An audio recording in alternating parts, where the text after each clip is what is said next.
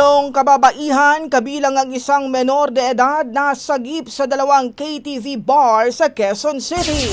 Brigada JC Javier, ibrigada mo! Brigada!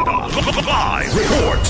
Sinalakay ng mga otoridad ang dalawang KTV bar sa Quezon City matapos matunugan ang di umano'y kantin sa umaga, ngunit prostitusyon ang inilalako pagsapit ng gabi.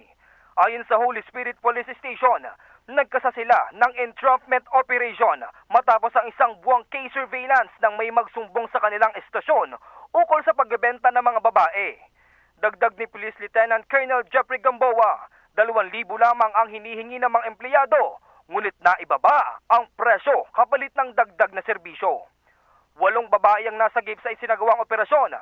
Ang isa sa kanila ay 13 anyos, habang ang iba naman ay nasa 18 hanggang 25 anyos. Itinurn over ang mga biktima sa Interagency Council Against Trafficking upang sumailalim sa counseling at iba pang intervention.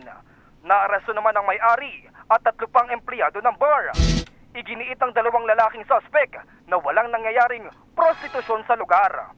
Paglilino pa ng 2, wala umano silang kinalaman sa mga nangyayaring krimen dahil trabahador lamang sila doon. Ayon pa kay Gamboa, hindi lamang ito ang unang pagkakataon na may narescue silang mga menor de edad na may kinalaman sa pagbebenta ng katawan.